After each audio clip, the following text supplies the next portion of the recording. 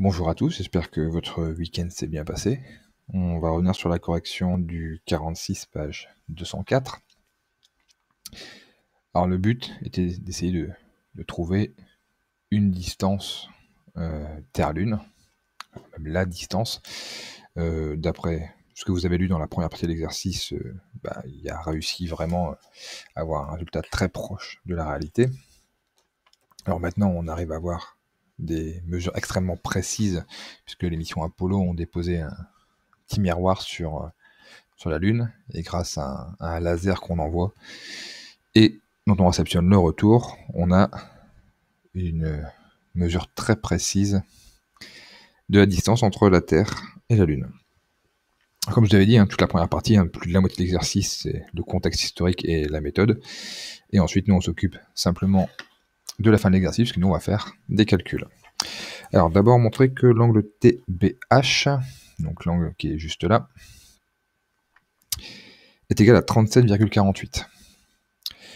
On se place dans le triangle TBH. Dans ce triangle, on sait que la somme des trois angles fait 180 degrés.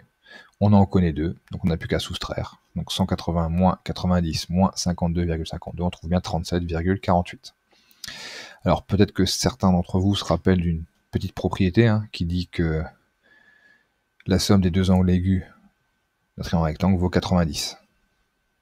Ce qui avait exactement la même chose, puisqu'on fait 180 moins l'angle droit, ça fait 90. Donc pour ces deux angles-là, il reste bien que 90 degrés. Ensuite, pour trouver l'angle BHL. Non, c'est HBL, pardon, c'est ici. Donc l'angle qui est juste là. Donc ce qu'on sait, c'est que ici, c'est un angle plat. Vous voyez que ici, c'est une droite. Donc ici, ça fait 180 degrés. On connaît l'angle qu'on vient de calculer ici, qui fait 37,48. Ici, on sait que ça fait 53,29. On fait 180 moins 53,29 moins 37,48. Et on obtient bien 89,23 degrés. Donc exactement ce qui était demandé. Vous voyez que là, ça ne nécessite pas de calcul extrêmement complexe, puisqu'on a un angle plat dont on apprend en sixième que la mesure fait 180 degrés, et en cinquième, on apprend que la somme des trois angles d'un triangle fait 180. Donc jusque-là, ça va. Donc on va passer un petit peu maintenant, on va dire, au plus compliqué, c'est-à-dire à ce qu'on a vu cette année. Donc calculer la longueur BH. Donc on veut calculer BH. Donc on voit que nous, on connaît l'angle en T. Alors on pourrait aussi utiliser l'angle en B, puisque dans l'énoncé, on nous donne la réponse, on dit que ça fait 37,48, donc on pourrait aussi. J'ai fait le choix de prendre 52,52. Et par rapport à cet angle-là, on a cette longueur-là qui est l'hypoténuse, le côté qui est en face de l'angle droit. Donc ce qui fait le lien entre un angle, l'hypoténuse, et le côté opposé, c'est le sinus. Donc j'applique la formule du sinus. Donc sinus BTH égale l'opposé sur l'hypoténuse, donc ça fait BH sur BT. On remplace par les valeurs numériques, ça fait sinus 52,52 égale BH sur 6370. Et le produit en croix nous permet de remonter ici le 6370 pour qu'il aille avec le sinus 52,52. Et on obtient 6370 fois sinus 52,52, donc la calculatrice. Et on obtient environ 5055. Vous avez demandé d'arrondir au kilomètre. Dans la question petit b, on nous demande la longueur TH, la longueur qui est juste ici en bas. Donc, encore une fois, on connaît l'angle, on connaît l'hypoténuse, et ce qu'on cherche, c'est le côté adjacent. Donc, ce qui fait le lien entre angle, hypoténuse et adjacent, ça va être le cosinus. Donc, j'applique la formule du cosinus de la même manière. Le calcul est identique, donc adjacent sur hypoténuse, donc TH sur TB. TH, c'est ce que je cherche. TB, il vaut 6370. Le produit en croix me permet de remonter le 6370 et de le mettre avec le cos 52,52 en les multipliant. Et donc j'obtiens environ 3876, arrondi au kilomètre. Question 3, je vais calculer LH. Donc si je vais calculer ici, ce qui est en rouge, là, LH. Donc nous, on avait vu dans la première question que l'angle en B fait 89,23.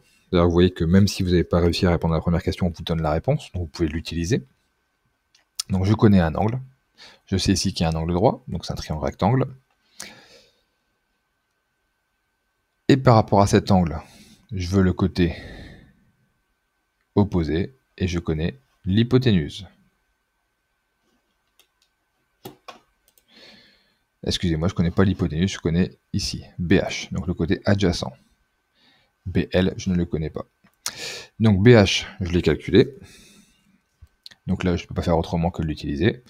Donc, ce qui va faire le lien entre l'angle, le côté adjacent, le côté opposé, c'est la tangente. Donc la tangente, c'est opposé sur adjacent, donc HL sur BH. On remplace ce qu'on connaît, on connaît l'angle, donc tangente 89,23. HL, c'est ce qu'on cherche, et BH vaut 5055, donc on a calculé tout à l'heure.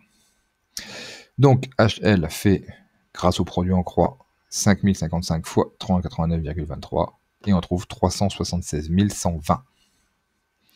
Donc HL mesure, arrondi au kilomètre, 376 120. Et donc maintenant on peut en déduire la distance Terre-Lune, donc c'est TL. Donc TL, si je reprends mon schéma ici en haut, c'est TH plus HL. Donc j'ai calculé les deux, donc on n'a plus qu'à les additionner. Ça fait 3876 plus 376